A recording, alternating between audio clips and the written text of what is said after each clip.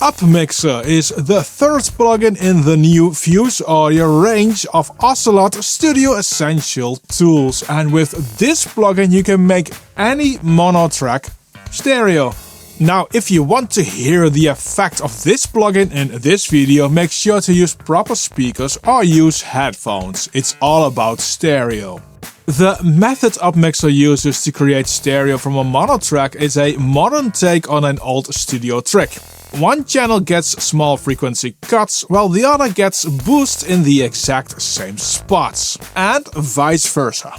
In Upmixer, this is applied to the sides part of a mid-side signal, and because Upmixer applies extra neat tricks, this creates very useful widening. Every night alone, it's so hard to keep out all of my ghosts. They all know me better than you ever did, so I'm so over it, over it. Left to my devices, every night alone, it's so hard to keep out all of my ghosts. They all know me better than you ever did, so I'm so over it, over it. Upmixer works like this.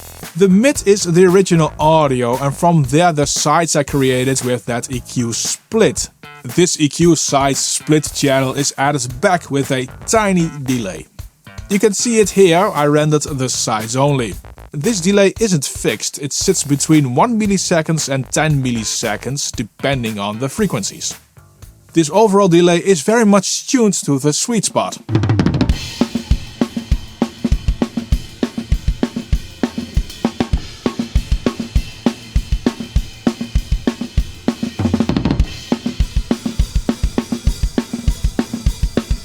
If you would have had no delay, you would get a weird mono image.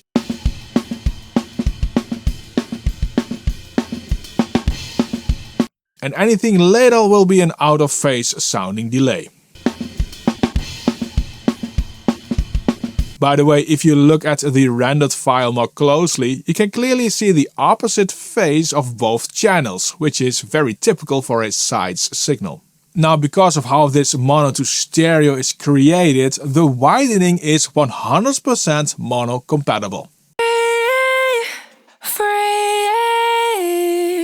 free, free. To get a wider stereo image, the boosts and cuts on either side of this sides signal get larger. It's not a simple change in level of this sides signal. And of course, to reduce the stereo width, it works the other way around. In Upmixer you control this by using the width dial. But also, the high and low pass will remove part of these high cuts and boosts, effectively narrowing the width in the high or low end.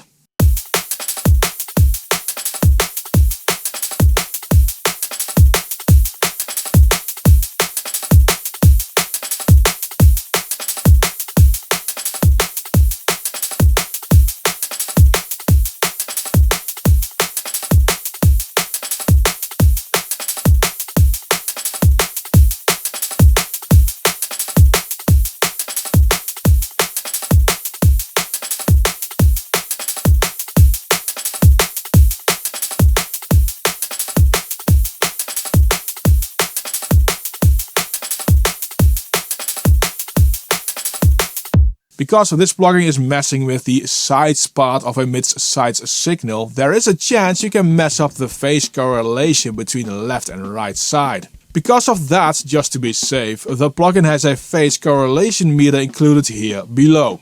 Try to stay on the right side of the meter in the yellow. The reds show how much phase issue you can have, and adjust your settings then. If you like this breakdown so far, please make sure to subscribe if you haven't done so already. Let's hear how the plugin makes my voice wider during the sponsored segment of this video. DistroKid makes it easy to get your music onto popular streaming platforms like Deezer and Apple Music.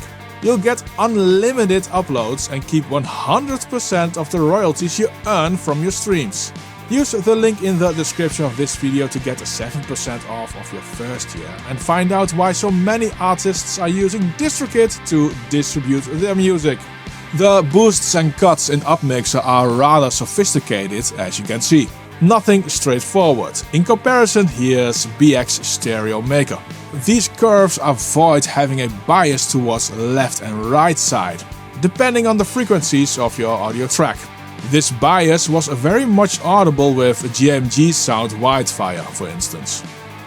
The diffuse switch can make these curves a bit more straightforward or a lot more complex. It's worthwhile to find out which setting fits your audio the best. The plugin has another very neat trick up its sleeve, and I think it's the nicest feature in Upmixer. It features what Fuse Audio calls a tune tool. With this one you can change which frequencies are split between the bands. It starts at 40 kHz and can go up to 400.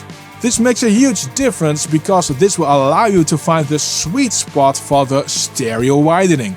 When you turn the dial, this is how it changes the sound.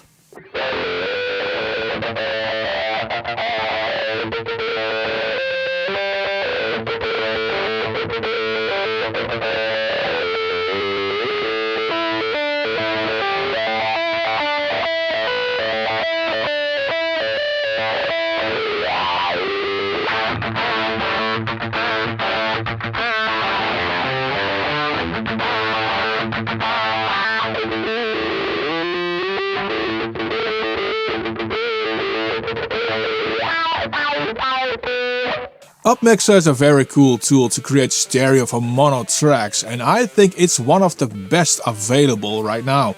I already used it when it was in beta on a commercial mixing project of mine to widen a mono guitar, and it worked perfectly. That said, of course, make sure to try it out on your own audio material to find out if it fits in your audio toolshed.